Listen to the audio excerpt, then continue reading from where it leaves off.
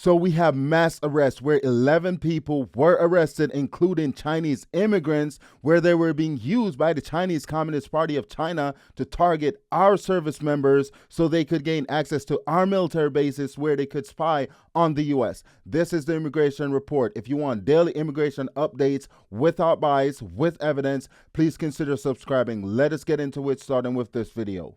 Well, tonight, 11 people are now charged with marriage fraud and bribery, including U.S. service members stationed here in Jacksonville. The U.S. Attorney's Office says that these people conspired to recruit Americans to enter into fake marriages with Chinese nationals.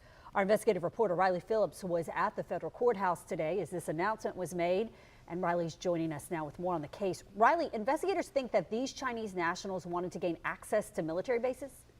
The U.S. Attorney for the Middle District of Florida says these people preferred to recruit U.S. service members in order to obtain what's called common access cards, which allow spouses to get on military facilities and bases. Federal investigators believe this scheme started back in March 2024 when a woman named Annie Chen recruited a Navy reservist to marry a Chinese national. Investigators say they continue to recruit more people to enter into these sham marriages. So this is a huge national security issue, where these Chinese migrants, these Chinese nationals, what they do, they migrated to the U.S. and what they're doing, they're targeting our service members in order to gain access to our military bases. And this reporting stated that it happened in Jacksonville, Florida. But we have an article by Fox News that says the sham marriages took place around the country, including Jacksonville, Florida, as well as New York, Connecticut, and Nevada. To bolster claims that the marriages were genuine, the suspects took photographs of the couples to create evidence that could be presented to immigration authorities to suggest they were in loving, committed relationships. And one would ask, why would our patriots or service members actually go along with this? And we have an article by CBS that explains several marriages occurred from March 2024 until February 8th, 2025. The suspect allegedly told a source that couples could get paid up to $35,000 for a sham marriage with $10,000 paid up front. Basically, what's happening is that these Chinese nationals, they're approaching our service members. They're offering to pay them up to $35,000 for them to get married to a Chinese spy.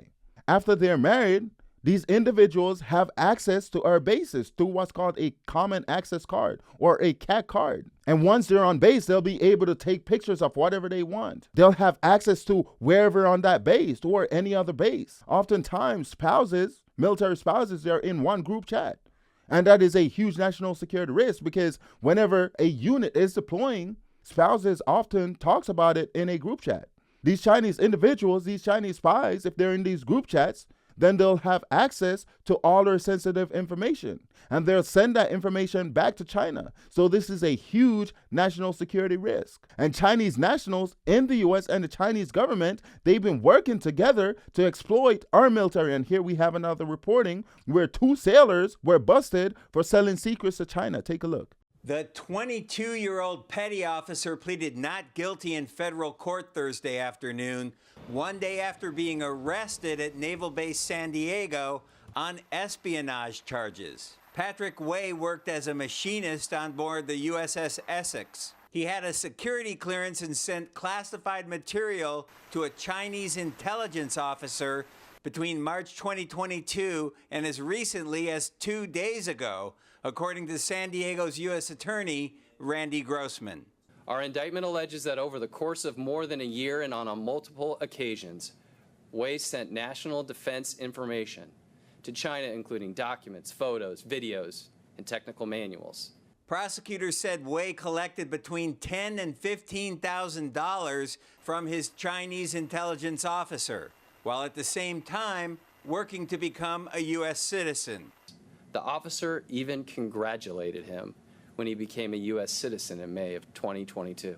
So that was Patrick Way, a sailor. I think he's out in the military now. He's a veteran. He's since been charged. I think he got over 18 years for selling secrets to China. And based on my understanding, he migrated from China, came to the U.S., joined the military, then started selling secrets to China, the same country that he came from.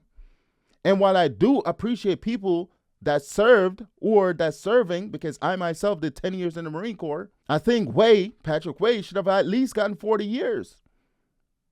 Because there's no justification for you to be selling out your country or the country that you're serving. But this is a growing issue because it's not just the Navy that the Chinese Communist Party of China is targeting. We have a similar story that happened to the Army. Take a look.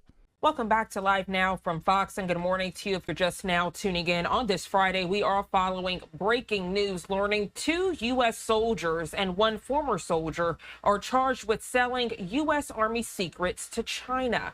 Fox's David Detling has the latest information.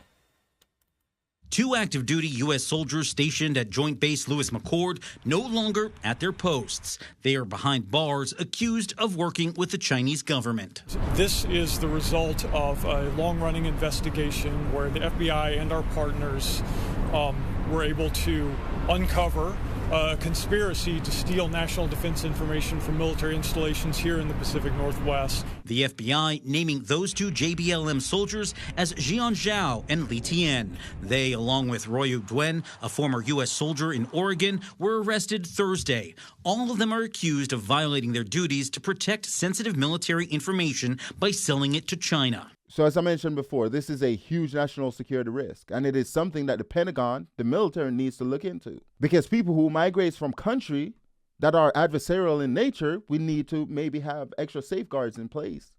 Countries like Russia, China, North Korea, Iran. Because as I said, I'm not against people serving in the military. I'm all for it. But at the end of the day, if people that are serving in the military are selling out our country to the adversary for what, a couple $1,000s? Then we need to take a look at who we are admitting in the military.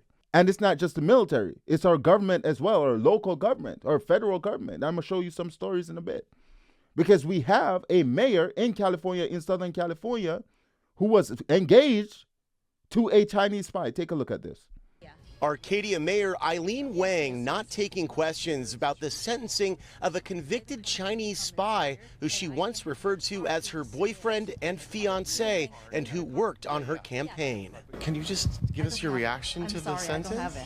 Mayor Wang has not been accused of any wrongdoing in connection with this case involving the Chinese spy that began to unfold several years ago. Tuesday's council meeting was the first since the now convicted spy, Yao Ying's son, who also went by Mike's son, was sentenced to 4 years in prison for his covert actions on behalf of the Chinese government. The feds say starting in 2020, Sun operated a pro-Chinese Communist Party news website for the Chinese American community. Sun was also directed by Chinese officials to boost the campaign of an unidentified Southern California politician.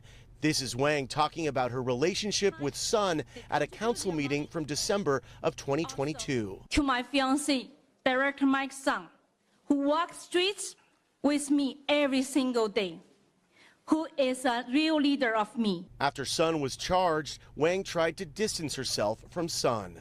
Number 1, he's not my fiancé. Whoever wants to see he's my fiancé or former fiancé, please prove it.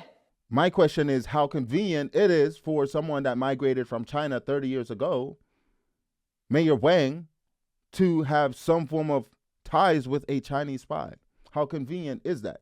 I'm not making accusations or allegations, but I'm saying it's convenient. And it's not just Mayor Wang, because remember, there's someone in Congress currently in our federal government that allegedly had ties to a Chinese spy as well, Fang Fang and Eric Swalwell. Take a look at this reminder.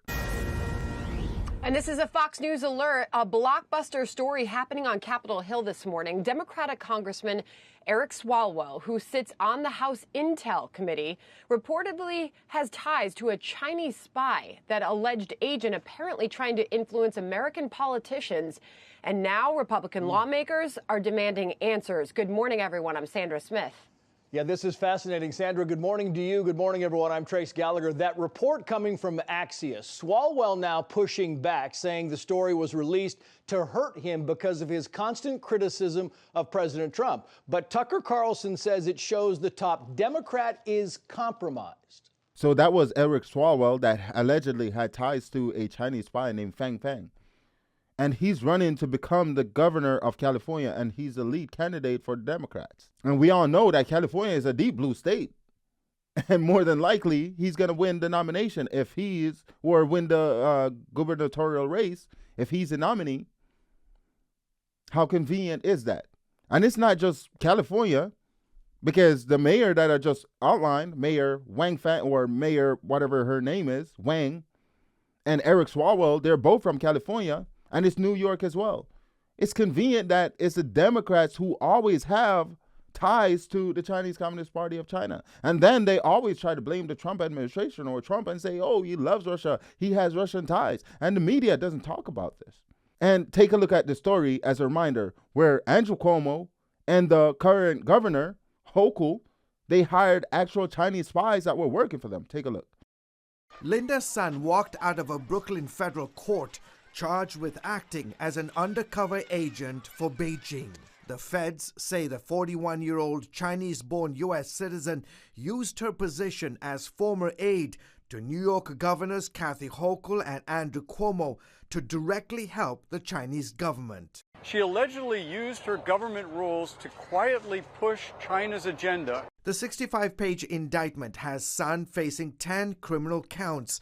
And that brings us to the end of today's show. Thank you for watching all the way to the end. Also, if you don't mind liking, sharing, commenting, and subscribing. Thank you. Bye.